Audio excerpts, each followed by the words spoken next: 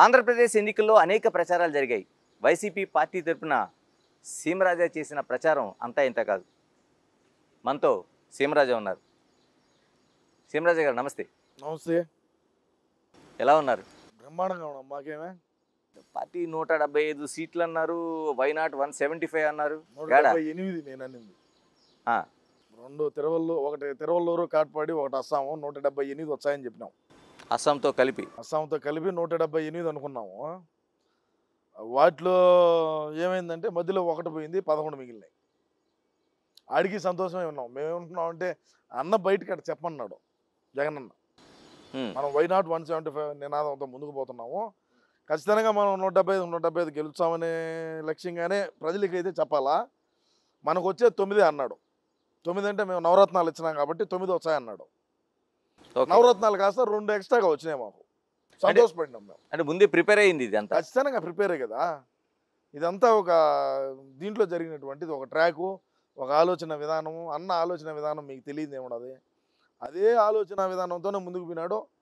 కానీ ప్రజలు 2 సీట్లు ఇంకా ఎక్స్ట్రా ఇచ్చారని మేము సంతోషపడతాం. అంతర్జాతీయ అధ్యక్షుడిగా ఉన్నారు మీరు వైసీపీ. ప్రధాన కార్యదర్శిగా ఉన్నారు. అంతర్జాతీయ ప్రధాన కార్యదర్శి వైసీపీకి. మరి మీరు చేసిన పథకాలు ఏమైనట్టు, అవ్వలు తాతలు ఏమైనట్టు, ఏం జరిగింది? ఇప్పుడు అదే కదా అన్నగడ ఆలోచన చేసింది. బయటకు వచ్చి బటన్ వచ్చినాము, ఛార్జింగ్ పెట్టి బటన్ వచ్చినాము. ఆ బటన్ వచ్చిన సంక్షేమం లేదంటే ఇచ్చే 5 రూపాయలు 6 రూపాయలు అయినా కూడా అది నేరుగా అకౌంట్లోకి పోయిందా, లేదు నడిమిదలానే ఎవరన్నా మింగినారా, లేదు శాసనసభ్యులు ఎవరన్నా మింగినారా, మంత్రులు ఎవరన్నా మింగినారా, ఏందనేది అర్థం కాని పరిస్థితి.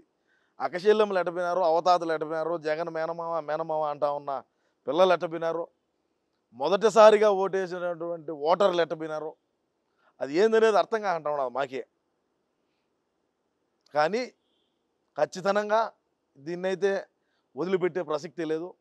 ఇటు రాయలసీమలో కానీ, మా రాయలసీమలోనైనా, ఉత్తరాంధ్ర, కోస్తాంధ్రలో మాకు ఎవరైతే డ్యామేజ్ చేశారో వాళ్ళందరినీ కూడా మేము కూడా బ్లూ బుక్లో రాసి ఉన్నాము. 2029లో అయినా మేము మళ్ళా అధికారంలోకి రాలేం. కానీ 2039లో అయినా 175 అనే నినాదంతో ముందుకు పోయి 39లో అదే మేము రాసినటువంటి బ్లూ బుక్లో ఓపెన్ చేసి చూస్తాం ఆ రోజు. అంటే లోకేష్ గారు రాసిన రెడ్ బుక్లోనైతే ఎవరెవరో అన్యాయం చేశారు, ఎవరెవరో కాన్స్టిట్యూషన్కి విరుద్ధంగా పనిచేశారు, వాళ్ళ విధులకి ఐఏఎస్ఎల్ కావచ్చు, ఐపీఎస్ఎల్ కావచ్చు, ఇలాంటివన్నీ ఉన్నాయి. మీ బ్లూ బుక్లో ఏమి ఉండబోతున్నాయి? అదే ఇప్పుడు మేము బట్టలు వచ్చినాం కదా, మా పార్టీకి ఎవడు డ్యామేజ్ చేశాడు? మీ పార్టీ లోపలే, మా పార్టీ అంతర్గతంగానే లోపలనే డ్యామేజ్ జరిగింటే కదా. అవునయ్యా, ఇప్పుడు మంత్రులు ఉన్నారు, కనీసం ఒక మంత్రి గెలిచిన పాపాన పోయినాడా? ఒక మంత్రి అయినా గెలిచినాడా? తొలి దశలో విడుదల చేసిన మంత్రులు ఉన్నారు, ఓళ్ళు గెలిచినారా? మళ్ళీ 2వ దశలో మళ్ళా మంత్రులు ఓళ్ళు గెలిచినారా? ఎవరు గెలిచిన పరిస్థితి. మరి మాలోనే ఇప్పుడు ఆడైనా సిద్ధం సభలు పెడితే సరే గ్రీన్ మ్యాట్లు వేసుకున్నాము, లేదంటే ఓటు వేసుకున్నాము, మనసులను అయితే చూపించుకోగలిగినాము, ప్రజెంట్ చేసుకోగలిగినాము రాష్ట్రంలో ఉండేటువంటి ప్రజానికానికి. మరి ఇంత కథ చేసి ఇంత చేసినప్పుడు మాకు ఎక్కడ డ్యామేజ్ జరిగింది? 151 స్థానాలేడా, 11 స్థానాలేడా? అంటే పోయింది మధ్యలో 5 అయినప్పటికీ అంకేమో తక్కువ కదా, సంఖ్య తక్కువ కదా. మరి మా పార్టీ వాళ్ళే కదా ఇది చేసింది. ఇలా మీ బాబాయ్ హత్యకు సంబంధించి ఎక్కువ ప్రచారం చేసింది తెలుగుదేశం పార్టీ. దాన్ని మీరు చాలా లైట్గా తీసుకున్నట్టున్నారు. ఎందుకంటే జగన్ గారి బాబాయ్ హత్యకు సంబంధించి మీరు కూడా చాలా మీ కోడిని మీరు కోసుకుంటే తప్పేంటని సిద్ధాంతం ఫలించలేదేమో. అదే నేను అనేది. అంటే ఇప్పుడు నేను కూడా ఏం చెప్పినా అంటే, అవురా మా స్నాయాన్ని మేము చంపుకున్నాము, మీ స్నాయాన్ని చంపలా, మా ఇంట్లో కోండి మేము కోసుకునేదానికి మీ బాధ ఏంది, మీకు వచ్చిన నొప్పి ఏంది? మీ ఇంట్లో కోండి మేము కోయిలా, మీ స్నాయాన్ని మేము కోయిలా, మా స్నాయాన్ని మేము కోసుకున్నాం, మా ఇంట్లో మనిషిని మేము చంపుకున్నాం, మేము కోసుకున్నాం మా కోడిని, మీకు వచ్చిన బాధ ఏందని నేను చెప్పిన. అది కూడా ఫలించలా. షర్మిల ఒక దిక్కు, తెలుగుదేశం ఒక దిక్కు, జనసేన ఒక దిక్కు, సునీతారెడ్డి ఒక దిక్కు, వాళ్ళ అమ్మ ఒక దిక్కు, అదే వివేకం సార్ వాళ్ళ భార్య, వీళ్ళందరూ ఏకమయ్యి కేవలం మా నాయనకి న్యాయం చేయాలంటే, న్యాయం జరగాలంటే జగన్మోహన్ రెడ్డి అనేవాడిని గద్దె దించాలనేది లక్ష్యంగా పెట్టుకొని ముందుకు పోయారు. యాడికన్నా పోను, ఏ నియోజకవర్గంలోకైనా పో, ఏ రోడ్ షో అయినా చూడు, 10 మంది కనపడినా కూడా బండి ఆపేది సినాయనకి న్యాయం చేయాలా షర్మిల. డ్యామేజ్ ఏమవుతుందిలే బా, 5 ఏళ్ళు ఏమైంది, ఇది అవ్వబోతుంది, ప్రజలు మేము చెప్పింది తింటారులే, మనం ఇచ్చినట్టు ఏదో 1-2 పథకాలు అవి ఉన్నాయి కదా, సరే ఏదో వాటితో గెటన పడతాంలే అని అనుకున్న మాట వాస్తవమే. అది రాను జనవరికి వచ్చేతలకి పూర్తిగా డ్యామేజ్ అయిపోయింది. ఈ సంవత్సరం జనవరిలోకి వచ్చే తల్లికి ఇంక మనం గెలిచమని దీంట్లో పడిపోయినాడు అన్న. అప్పుడు నేను ఎంట్రీ ఇచ్చిన, అన్నను మళ్ళా ఎటైనా సరే మళ్ళీ నిలబెట్టాలా, 30 ఏళ్ల పాటు మనమే అధికారంలో ఉండాలని జనవరి నుంచి నా ఈ పోరాటం సాగించా. అంటే ఇంత ముందు కూడా చేసేవాడిని, ఉంగరంతో స్పీడ్ పెంచిన జనవరి నుంచి. కాదా ఎవరు చూసా వాళ్ళ సినాయన చంపినారు, వాళ్ళ సినాయన చంపినా, మీ సినాయన చంపినావా? మా సినాయన మేము నరుక్కున్నాం, మా ఇంట్లో కోండి మేము కోసుకునేదానికి మీ పర్మిషన్ ఏంది? భలే మగోళ్ళుగా ఉన్నారు మీరు మాట్లాడటమా? ప్రతి ఒక్కడు సినాయన కేసు ఏమైంది, మేనిఫెస్టో గురించి మాట్లాడండి రా స్వామి అంటే సినాయన్ని ఎవరు చంపినారంటే మీ సినాయన వేసిందా? ఇలా మీ పార్టీలో కీలకంగా రోజా కావచ్చు, నాని కావచ్చు, వల్లభనేని వంశీ కావచ్చు, ఏంటి రోజా గారికి ఒక మంత్రి పదవి ఇచ్చారు, అంటే ముందుగా గెలుస్తుందనే సీటు మీరు చెప్తే ఓడిపోతుందనే సీట్ అనేది తెలుగుదేశం పార్టీ వాళ్ళు ప్రచారం చేశారు. నేను ఎప్పుడో చెప్పిన ఓడిపోతుంది రోజా అని నగిరిలో. ఎందుకని? వ్యతిరేకత. నువ్వు రాష్ట్రాన్ని, నియోజకవర్గాన్ని, నీకు ఇచ్చిన శాఖను దాన్ని డెవలప్ చేయమంటే రోజా చారిటబుల్ ట్రస్ట్ అని పెట్టుకొని ఆ ట్రస్ట్కి అన్ని నిధులు మళ్ళించుకుంటా ఉంటే ఆడగెలుచావు? నగిరిలో ఉండేటువంటి వర్గాలే వైసీపీ, మా పార్టీలో ఉండేటువంటి వర్గపోరే.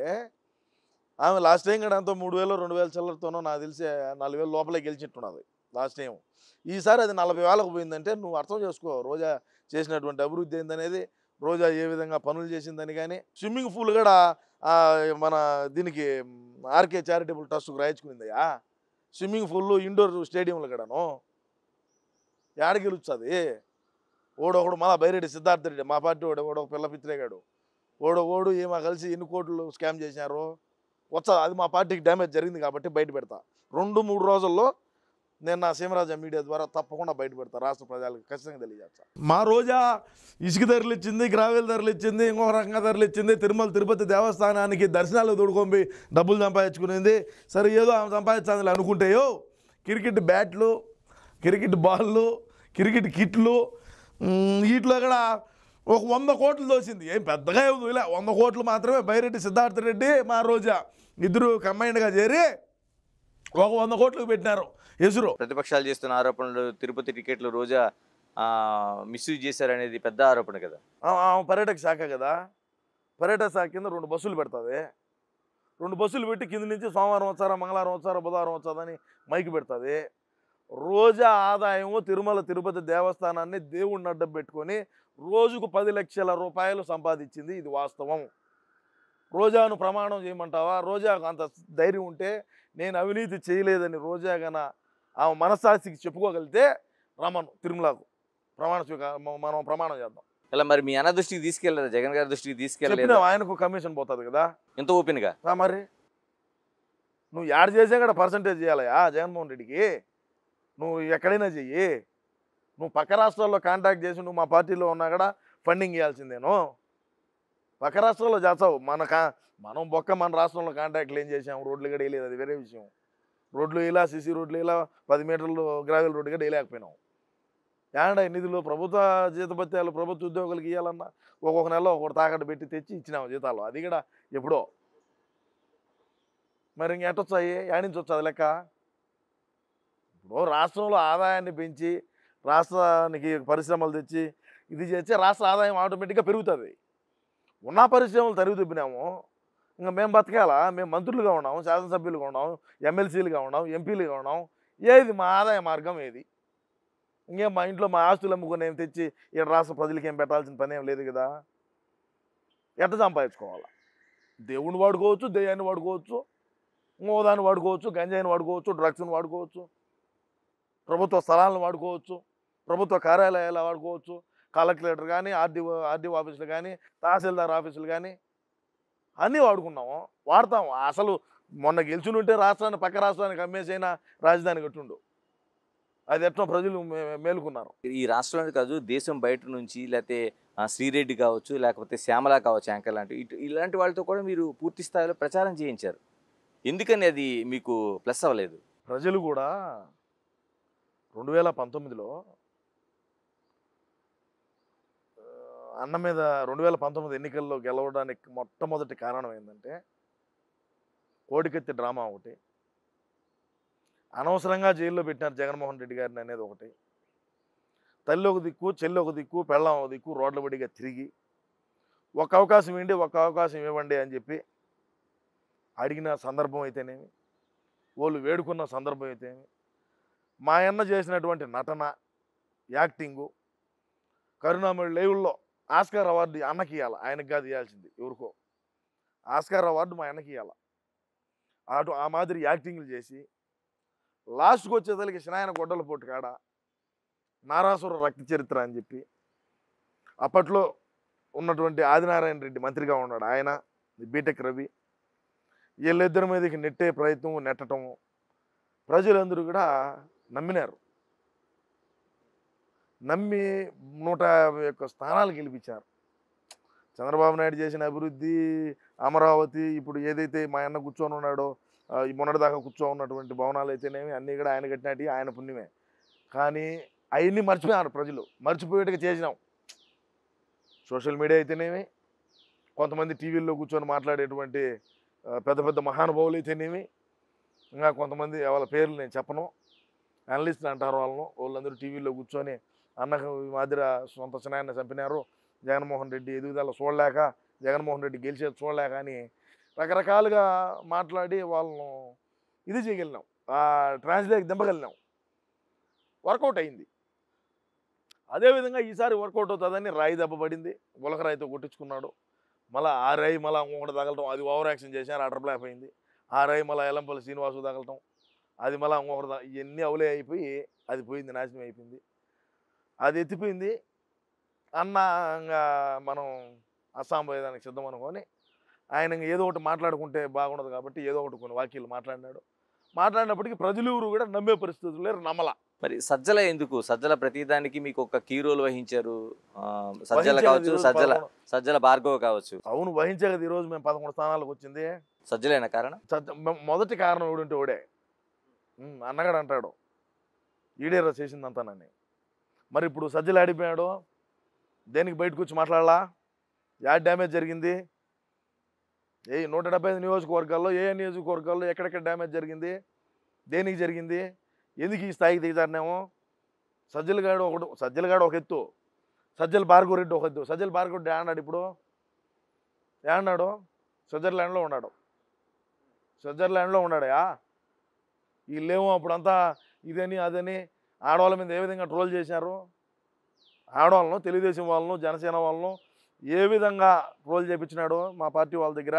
ఎన్నిసార్లు చెప్పినాను నేను, ఇది చేయొద్దురా, ఇది చేయొద్దు, చెడ్డ, ఇది మనకు చాలా డ్యామేజ్ జరుగుతుంది, మన పార్టీకు చాలా డ్యామేజ్ జరుగుతుంది. ప్రజలు, ఇది ప్రజాస్వామ్యం, ప్రజలు అన్నీ గమనిస్తూ ఉన్నారు. మనం వచ్చిన రోజు టిల్ టుడే, ఈ రోజు వరకు మనం ఏమేమి పనులు చేసాం, ఎక్కడెక్కడ ఏమేమి చేసాం, ఎన్ని హామీలు ఇచ్చినాం, వాటిని ఎంతవరకు మనం వాటిని ఎంతవరకు నెరవేర్చిన వాటిని మనం ఎంతవరకు ప్రజల్లోకి తీసుకోగలుగుతున్నాం ఏందని చెప్పి నేను 100 సార్లు చెప్పినా. విన్నాడా? ఈరోజు ఏమైందే? ఈరోజు బయటకు వచ్చి తిరగమని చెప్పు, రా ప్రజల్లోకి. నేను తిరుగుతున్నాను సార్ ప్రజల్లో. ఏమైంది? నేను ఎక్కడ అసత్యాలు మాట్లాడాలా, అవాస్తవాలు ఎవరికి ప్రజలకు చెప్పాలా. సోషల్ మీడియాలో కానీ నేను అవాస్తవాలు ఎప్పుడు కూడా ఇది నేను జరిగిందంటే జరిగిందనే చెప్తా, విత్ ఆధారాలతో సహా ఎక్స్ప్లెయిన్ చేస్తా, చెయ్యి నువ్వు కూడా. మరోవైపు అనిల్ కుమార్ యాదవ్ కావచ్చు, బోరుగడ్డ అనిల్ కావచ్చు, ఎందుకు అంత ఎంకరేజ్ చేశారు పార్టీలో మీరు వాళ్ళని? అనిల్ కుమార్ యాదవ్ నెల్లూరు జిల్లాకు సంబంధించి నెల్లూరు శాసనసభ్యుడు, నెల్లూరు జిల్లా ఉమ్మడి. ఇప్పుడు అక్కడి నుంచి ఎత్తుకొని నర్సరావుపేటలో వేశారు ఎంపీగా వేసి ఆడ. ఇప్పుడు 7 నుంచి ఇప్పుడు ఇది ఉండదు, 7 చెత్త ఎత్తుకొని అప్లికేషన్ చెత్తే కదా. మరి ఆ నుంచి తెచ్చి 7 పెట్టాడు నర్సరావుపేటలో. ఓడిపోతాదో అని తెలుసు మీకు?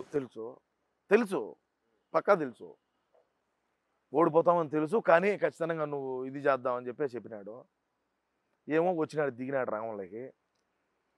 దిగిన తర్వాత ఓడిపోతామని తెలిసి ప్రతిపక్షాలను ఏదైనా మాట్లాడేట్టుగా ఉంటే రాజకీయంగా విమర్శ, ప్రతి విమర్శ సహజమే, నేను దాన్ని ఏం కాదన్నాను. మీసాలు మెల్లేసి తొడలు కొట్టి నేను కన్నా ఈ నర్సరావుపేట ఎంపీగా ఓడిపోతే నేను రాజకీయ సన్యాసం తీసుకుంటా, బెట్టింగ్లు వేసుకుంటా, మళ్ళా థాయిలాండ్ పోయి యాప్లు తయారు చేసుకొని మళ్ళీ నెల్లూరుకు వచ్చాను, లేదంటే చెన్నైలో కూర్చొని మళ్ళీ బెట్టింగ్ యాప్లు మళ్ళీ రెడీ చేస్తా, రకరకాలైనటువంటి విమర్శలు, రకరకాలైనటువంటి మాటలు మాట్లాడాడు. దానికి కట్టుబడి ఉన్నాడా? ఇప్పుడు ఇక్కడ పార్టీకి డ్యామేజే కదా. నువ్వు పో రాజకీయ సన్యాసం తీసుకో, నువ్వు కాంటే కుక్కను పెడతావు రేపు, ఏమవుతుంది అంటే నువ్వు కాంటే కుక్కని నిలబెట్టి గెలిపించావు 2039లో. నువ్వు రాజకీయ సన్యాసం తీసుకుంటా అని చెప్పినప్పుడు స్టేట్మెంట్ ఇచ్చినప్పుడు ఆ స్టేట్మెంట్ కట్టుబడి ఉండు.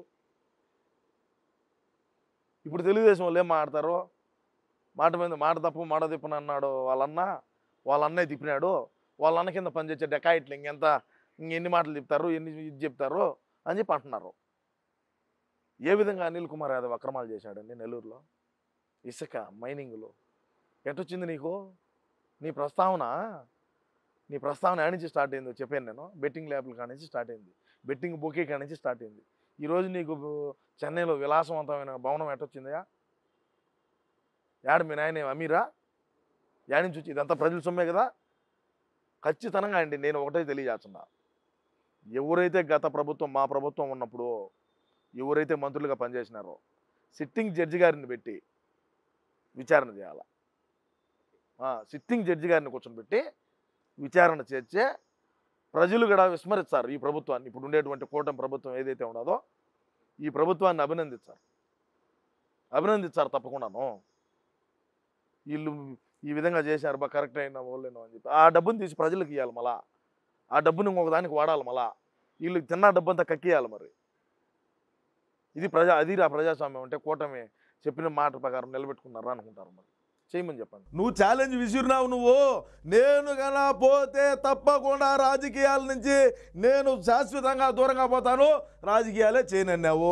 ఇప్పుడు మళ్ళా అన్న వేసే తల్లికి 2 అచ్చింతలు మళ్ళా వచ్చి మీడియా ముందుకు వచ్చి మాట్లాడుతున్నావు. అన్న ద్వారా ఎంత లబ్ధి పొందినావు? మనం బతికేంది? మన ప్రస్తావన యాడ్ నుంచి స్టార్ట్ అయింది? మనం ఇప్పుడు ఏ స్థాయిలో ఉన్నాము? మనం ఆర్థికంగా గతంలో ఏ విధంగా ఉన్నాము? ఈరోజు మనం ఆర్థికంగా ఏ విధంగా స్థిరపడినాము? ఏ విధంగా ప్యాలెస్లు కట్టినాము? ఎన్ని అంటే ఇంకా నేను అవన్నీ చెప్పకూడదులే, ఎందుకంటే చెప్పినానంటే మళ్ళీ మనది ఎత్తి మనం బయట పెట్టుకున్నట్టు ఉంటుంది. అదవో అనిల్ కుమార్ యాదవ్. సీమరాజా, ప్రధానంగా తెలుగుదేశం పార్టీని వదిలి వచ్చిన లక్ష్మీపార్వతిని కూడా మీరు విమర్శించారు. ఖచ్చితంగా విమర్శించా. ఎందుకని? 200% విమర్శించా. తెలుగువారి ఆరాధ్య దైవం ఎవరు? మహానుభావుడు నందమూరి తారక రామారావు గారు. పార్టీలు వేరైనా ఆయన్ని అభిమానించే వాళ్ళు కొన్ని వందల వేల మంది, లక్షల మంది ఉన్నారు, కోట్లలో ఉన్నారు తెలుగు వాళ్ళు. ప్రపంచంలో తెలుగు కూడా ఆడినా కూడా తారక రామారావు గారిని, నందమూరి తారక రామారావు గారిని అభిమానిస్తారు. అటువంటి మహానుభావుడికి మచ్చ తెచ్చింది ఎవరు? లక్ష్మీపార్వతి గారు కదా. లక్ష్మీపార్వతి గారే కదా.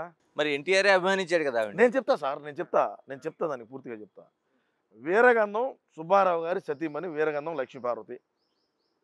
ఏం హరికథలు చెప్పుకొని హార్మోని పెట్టి వాంచుకుంటా ఉన్నటువంటి బతుకు ఏమది? ఆ నుంచి తారక రామారావు గారి దగ్గర జీవిత చరిత్ర రాచానని చెప్పి ఆయన దగ్గరికి పోయి ఏ విధంగా మచ్చ తెచ్చింది, ఆయన ఆఖరి రోజులు ఏ విధంగా క్షోభపడి మరణించినాడో అందరికీ తెలిసిందే. కుటుంబానికి కూడా దూరం చేసినటువంటి డెకాయిట్ ఎవరంటే లక్ష్మీపార్వతి గారు. నెలకు 3.5 లక్షల రూపాయలు జీతం ఇచ్చినారు. ప్రతిపక్ష నాయకుల్ని తెలుగుదేశం జనసేన చంద్రబాబు నాయుడు గారి కుటుంబాన్ని, నందమూరి తారక రామారావు గారి బిడ్డల్ని విమర్శించేదానికి మాత్రమే ఈ మనిషి కుక్కకేసి బిస్కెట్ వేశారు.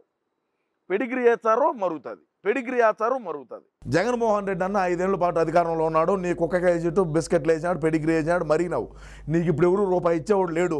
నువ్వేదో పెద్ద ఊహించుకుంటున్నావేమో. అన్నం రేపో మాపో ఉంటాడు, దొబ్బుతాడు, నాకు మత్స్యమితం బాగలేదని చెప్పి ఆయన మెడికల్ సర్టిఫికేట్ అప్లై చేసి కోర్టు నుంచి బెయిల్ తీసుకొని ఇడుచో నువ్వు రోడ్ల పడిగా నువ్వు తిరుగుతావు. ఒక్క మాదిరి తిరగాల్సి వస్తుంది. పార్టీలో కార్యకర్తలు, నాయకులు, లేకపోతే మీ పథకాలు, లేకపోతే మీ ప్రచారం ఇన్ని పక్కన పెడితే వేణుస్వామి చాలా వరకు జాతకాలు అనేవి అద్భుతంగా చెప్తాడు. ఆయన చెప్పిన జాతకాలు చాలా వరకు అంటే ఆయన చాలా వరకు చెప్పిన వీడియోలు సక్సెస్ అయినాయి. నేను ఆ మాత్రం చెప్పించుకోను. ఇప్పుడు మీ పార్టీకి చెప్పాడు, మీ పార్టీకి ఘన విజయం అన్నాడు. ఏమైందండి? దానికి పెడిక్యూర్ చేశారా లేకపోతే పెడిగ్రీనే? ఓడే అంటాను నేను. స్వామి అంటే స్వాముల్ని మనం కించపరిచినట్టు. వేణుస్వామి అనేటువంటి డెకాయిట్ గారిని స్వామి అని మనం అన్నామంటే స్వాముల్ని మనం అవమానించినట్టు. గురువుల్ని, అయ్యగారుల్ని, గురువుల్ని, అదేవిధంగా సిద్ధాంతుల్ని మనం వాళ్ళను ఇది చేసినట్టు. ఇట్లా డెకాయిట్ గాడే అనాల. మరి 2019లో 150 వస్తాయని చెప్పినప్పుడు మీరేమనలేదంట? ఎవరు? మేము అడిగినామా? మాకు అవసరమా? మాకు అవసరం లేదు. బీఆర్ఎస్ గెలుస్తుంది అన్నాడు, కంటికి కనపడకుండా పోయింది. అదేందో క్రికెట్ ఏదో మనకు తెలియదు, మనకి బ్యాట్ కూడా పట్టుకోలే ఈ రోజు. ఐపీఎల్ హైదరాబాద్ అది పోయింది. అన్న గెలుచాడనింది అన్నాడు, అది పోయింది. వేణుస్వామి అనేటువంటి వాడు బ్లాక్ మ్యాజిక్లు చేసుకొని బతికేటువంటి వ్యక్తి. కామాఖ్య అమ్మవారి దేవాలయానికి పోయి శుద్ర పూజలు చేస్తాడు. అస్సాంలో ఉంటుంది, మీకు తెలుసో తెలియదు. వాట్సాప్ స్టేటస్ కూడా పెట్టినాడు, ఈ మధ్య చూశాను నేను. ఆ స్టేటస్లో కామాఖ్య అమ్మవారికి పోతున్నాను, శత్రువు వినాశనార్థం, శత్రువుల బాధ ఎక్కువైపోయిందంట ఆయన. అదే నాదోడు నా కొడుకులు ఉంటాను అలా మాట్లాడే వల్ల శత్రువుల బాధ ఎక్కువైపోయింది, వీళ్ళను నేను ఒక రోజు ఇది చేసేదానికి పోతున్నాను అని చెప్పి అన్నాడు. కామాఖ్యమ్మ దేవాలయానికి పోయేటువంటి వాళ్ళు ఎట్టాటోళ్ళు అంటే భయంకరంగా బ్లాక్ మ్యాజిక్లు చేసేవాళ్ళు. వీళ్ళకు ఉండేటువంటి నెగిటివ్ని అంతా ఆడబెట్టి పాజిటివ్ మైండ్తో వచ్చి వీడికి వచ్చి నీకు ఎక్కిస్తారు. నిన్ను చూసా కూడా నీకేదో నిన్ను ఒక మాట 2 మాటలు చెప్తారు సార్ నీకు, అయ్యా నీకు ఇటు గినేను ఇది గినేను అంటారు. అప్పుడు నీకు లోపల ఏమి ఇచ్చి స్టార్ట్ అవుతుంది. ఆ విధంగా పూజలు చేసి అసలు పూజ చేసేవాడు ఎవడైనా సరే, నువ్వు మందు తాగుతావా, విస్కీ తాగుతావా, కళ్ళు తాగుతావా, బ్రాందీయా, సింగల్ మాల్టా, శివాసా ఇటు అడుగుతాడియా. పచ్చి మాంసం పెడతారా, పచ్చి మాంసం, చేపలు, చికెన్, మటను, ప్రాన్స్ అంటాడు. సరే అదే అటైనా అమ్మవారికి అంటే ఈడే తింటాడు మళ్ళా, అందుకే అంత ఉండేది. ఊళ్ళోదంతా తిని ఆ ముందంతా తాగి అయినా నాన్ వెజ్ అంతా తిని ఈ విధంగా అయినాడు మనిషి. ఈ ఎవరు నమ్ముతారంగా. మళ్ళీ ఏం చెప్పినాడు, మన దాడికి తట్టుకోలేక ఖచ్చితంగా కొట్టుందరు దొరుకుంటుంటే. జర్నలిస్ట్ అంటే గుర్తొచ్చింది, మీరు ఎల్లో మీడియాని విమర్శిస్తారు, బ్లూ మీడియా మీకు ఎలా ఉంది? బ్లూ మీడియాని చాలా విస్తృతంగా చేశారు. అరే న్యూట్రల్గా పనిచేసే ఛానల్ని కూడా మీరు మీ వైపు తిప్పుకున్నారు. అని ఎందుకు మీకు లాభం కలగలేదు అసలు? ఫస్ట్ నేను అదే కదా మొదట అని చెప్తాను. ముందంటే నమ్మినారు, ఇప్పుడు నమ్మే పరిస్థితుల్లో లేరు. మేము నమ్మేయాలనుకున్నాం, వాళ్ళు నమ్మేట్టుగా లేరు. ఎంత డబ్బుయా మీడియాకి వెళ్ళింది, ఏం రొంత, ఎన్ని ఛానళ్ళు ఏంది, న్యూట్రల్గా ఉండేటి ఎన్ని మళ్ళీ మాకు తిప్పుకుంటామే. న్యూట్రల్గా ఉండే ఛానల్ను వన్ సైడ్గా మాకు చేసుకున్నాం కదా, అయినా ఉపయోగం లేకుండా పోయింది. యాంకర్ శ్యామల అన్నావు దాన్ని తిప్పితేమే.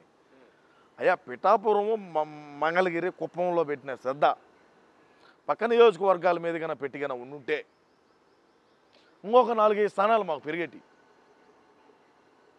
పిఠాపురంలో పవన్ కళ్యాణ్ గారిని ఓడియాలనేది లక్ష్యం అన్నది, మంగళగిరిలో నారా లోకేష్ బాబు గారు ఓడిపోవాలనేది అన్నది, బాబు గారు చంద్రబాబు నాయుడు గారు కుప్పంలో ఓడిపోవాలనేది ఆయన. ఈ 3 నియోజకవర్గాల మీద పెట్టినటువంటి శ్రద్ధ పక్క నియోజకవర్గాల మీద పెట్టుంటే కనీసం మనకు అమ్మ ఇప్పుడు ప్రతిపక్షంలో కూర్చున్న దానికన్నా అర్హత ఉండేది. పిఠాపురంలో ఏళ్ళని స్క్రాప్ అంతా దించుతామయ్యా, ఏళ్ళని స్క్రాప్ని అంతా దించినలా. మంగళగిరి అయితేనేమి, కుప్పం అయితేనేమి, ఏమి చేస్తావు? ఈరోజు ఆ పెద్దిరెడ్డి అట్టుపోయినాడో తెలియదు, ఆ మిథున్ రెడ్డి అట్టుపోయినాడో తెలియదు, సజ్జలగాడు అట్టుపోయినాడో తెలియదు. ఎవడైతే ప్రధానంగా మనం ఇది చేయాలి అది చేయాలని చెప్పి అన్నం రుద్దినోడు ఎవడైతే ఉన్నాడు ఓడేటమేడో తెలియదు. ఇలా మొన్న మీ వీడియో చూశాను సీమరాజా, 11 మంది వచ్చింది కాబట్టి ఆట ఆడుకుందాం ఆంధ్ర అనేది ఒక పెద్ద ప్రోగ్రాం నిర్వహించారు. ఇప్పుడు ఐపీఎల్ కూడా పంపిస్తాను ఏదో మీ కామెంట్ చూశాను. ఐపీఎల్ కంటే అప్పుడు అన్న అదే రోజా, మా రోజాని ఏమనుకున్నది అంటే పక్క రాష్ట్రంలో ఉన్న చెన్నైని ఇన్స్పిరేషన్గా తీసుకొని అన్న కూడా ఐపీఎల్ టీంని ఒకటి క్రికెట్కి అదే ఐపీఎల్ టీంని రెడీ చేస్తున్నాడు. అన్న చెప్పాడంటే చేస్తాడని ఇటన్ని చెయ్యి, ఇటనింది ఇట అంటంతో 11 వచ్చాయి. ఏమో 12 ప్లేయర్గా చీర గెలిగా ఏమో నంపియాల, చీర్స్ గెలిచి ఇటు అంటారు కదా, జెండాలు పట్టుకు ఊపుతూ ఉంటారు కదా, ఇంకేమో నంపియాల 12 దాన్ని ఏమో నంపించి ఆడికి 12 మంది జట్టు రెడీ అవుతారు. ఇంకేంకక్కడ పనే ఉండదా?